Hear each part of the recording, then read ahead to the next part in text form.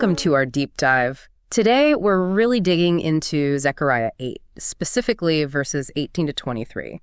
It's this powerful vision of the future. It really is. We've got some sources that take this prophecy and sort of, distill it down into principles about influence, peace, testimony, things we can think about today.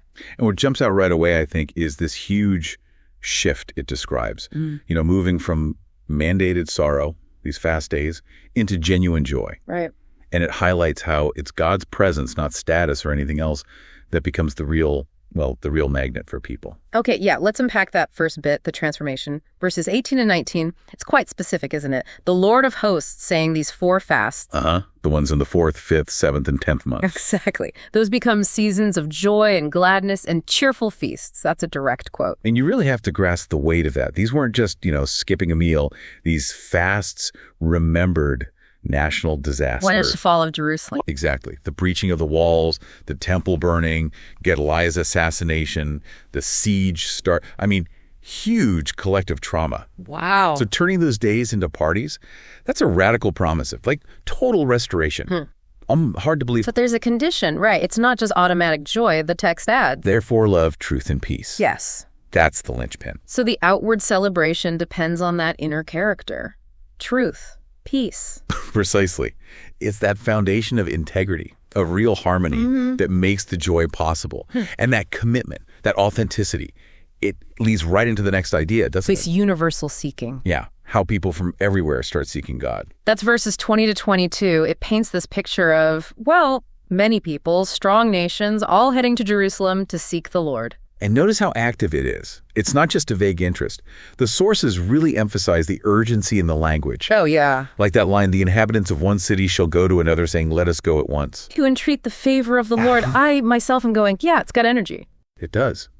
It suggests people see something so compelling in this community living in truth and peace. That they feel they have to go, right now. Exactly. It sparks this almost grassroots movement. Urgent.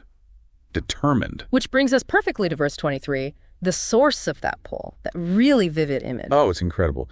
In those days, 10 men from the nations of every tongue shall take hold. The robe of a Jew, just grab onto his clothes. And the reason they give is so specific, so direct. Let us go with you, for we have heard that God is with you. Not you're impressive or you're successful, but God is with you. Right. And it's interesting how some sources interpret Jew there, not just literally, but maybe symbolically. Meaning? Representing the whole restored community, the people who embody that visible divine presence. The point is, the attraction isn't the person, it's the source. Okay. Explain that a bit more. Well, think about it like this. If someone has amazing resilience or peace during chaos, you're not really drawn to their struggle itself. You're drawn to whatever gives them that strength. Ah, I see. You want the source of the peace, not the difficulty they faced. Exactly. People are drawn to the God who provides the goodness, the peace, the blessing that they can clearly see in that person's or community's life. It's about the source. So, application-wise, this really flips the script on, say, trying to impress the world or chase approval. Totally. It suggests you don't need to chase anything. If you're genuinely walking with God, living in that truth and peace, the world will notice. The world will be drawn to it. The goal isn't performance. It's just living authentically in a way that makes God's goodness visible.